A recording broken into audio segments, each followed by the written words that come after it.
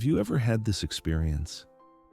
Your child suddenly mimics the exact way you speak, or you discover them doing a small habit you didn't even know you had. In that moment, you realize this child is not listening to our words, but watching how we live. And suddenly, that realization feels heavier than we expected.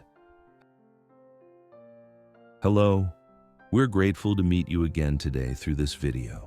Today, we want to share how faith is passed down to the next generation, from the place where we live our everyday lives.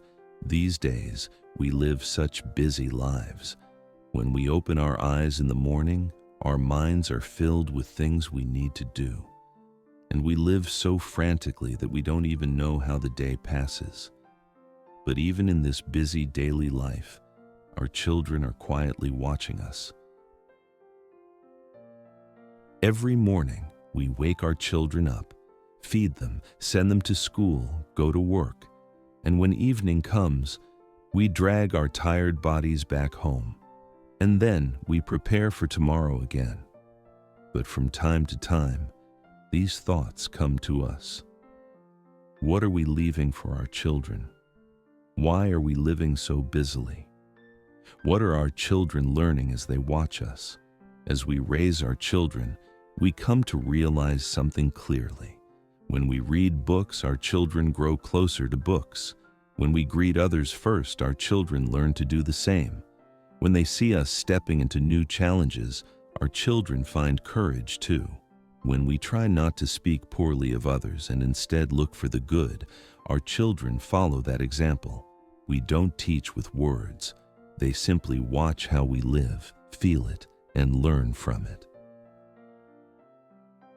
In the ancient scriptures, there is a passage called Deuteronomy chapter 6.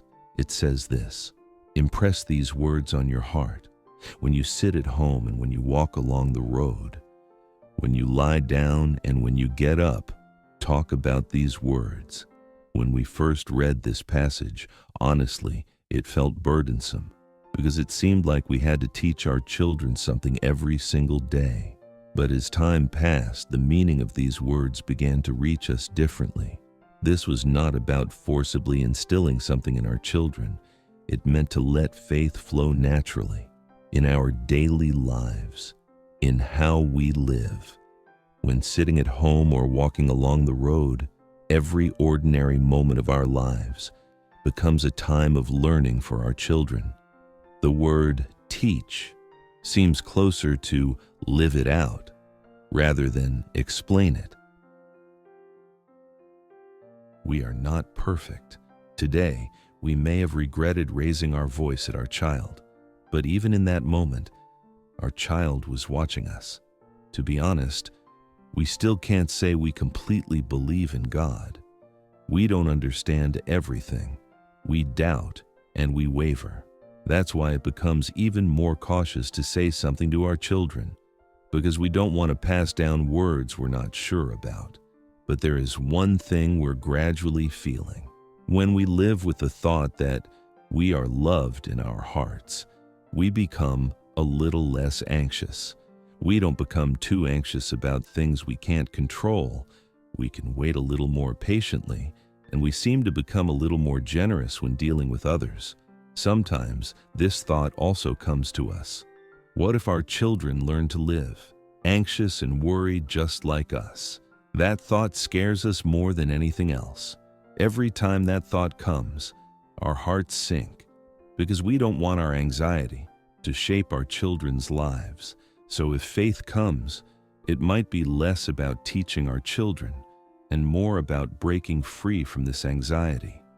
And our children see us living this way, how we live with a calmer heart, how we don't treat others carelessly, how we live with gratitude even for small things. Our children feel all of this. Faith cannot be forced. Rather than saying to our children 100 times, "You must believe this way," showing them once how we live without being constantly anxious becomes a greater teaching. If we truly come to have this faith, and if it brings peace to our hearts, we want to pass this peace to our children, not by force, but in a way that says, we've lived this way and it has brought peace to our hearts. That is real faith being passed down.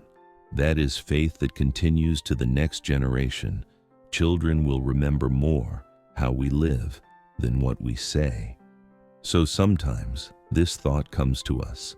Before worrying about what to teach our children, today, what kind of adults were we in front of them?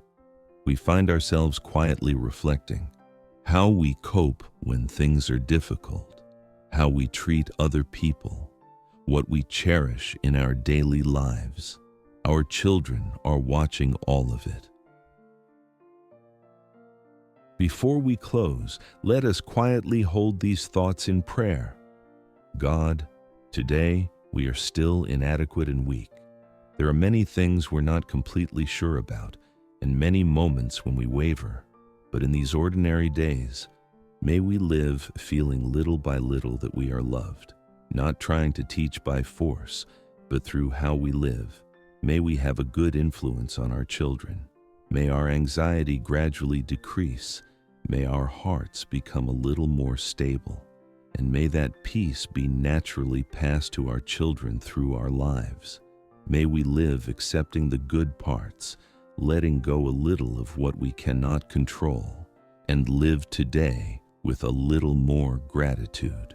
And may all of this remain as warm memories for our children. Amen. Today, we live an ordinary day again. Something special may not happen, but in that ordinary day, our children are watching us. Our lives are our children's textbook. It's okay not to be perfect.